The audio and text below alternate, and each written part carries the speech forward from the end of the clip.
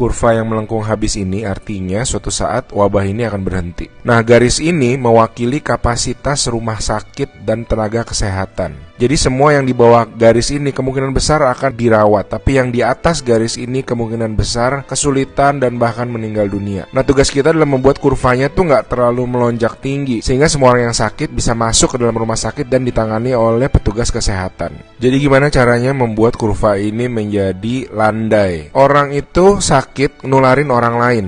Nah, orang yang sudah sembuh, tubuhnya jadi punya imunitas, sehingga kemungkinan dia tertular lagi itu kecil atau hampir nggak ada. Sehingga caranya sebuah wabah apapun itu dari zaman dulu berhenti adalah ketika cukup banyak orang kena virusnya, lalu menjadi imun sehingga virusnya nggak bisa punya orang untuk ditularin lagi. Nah, kenapa selama ini kita perlu banget namanya social distancing atau ngejauhin diri? Animasi ini bagus banget. Ini contoh kalau semua orang bergerak bebas seperti biasa, nggak ada pikiran, semua tetap pergi konser, pergi jalan-jalan. Ini akan terjadi. Satu orang akan menularkan semua orang berbarengan, dan itu yang berbahaya. Seperti tadi kita ngelihat kurvanya ya. Pada akhirnya akan lewat dan pada akhirnya semua orang akan sembuh. Tapi karena kurvanya tinggi, banyak orang akan mati dalam prosesnya. Nah, yang terjadi di Cina dengan adanya lockdown, ditutup, membuat orang tidak sakit sekaligus berbarengan. Jadi kurvanya lebih landai kalau kalian lihat, sehingga memberi waktu untuk orang-orang menjadi sembuh dan akhirnya bisa melandaikan kurvanya.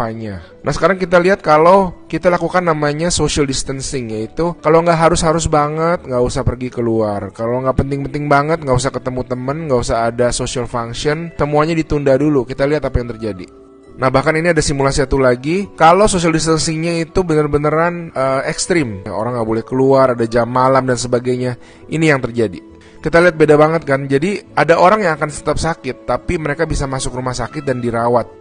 Jadi teman-teman, please do your social distancing, stay at home, work from home, anywhere you can. Ada orang-orang yang nggak bisa, saya mengerti, tapi sebisa mungkin lakukanlah semuanya itu.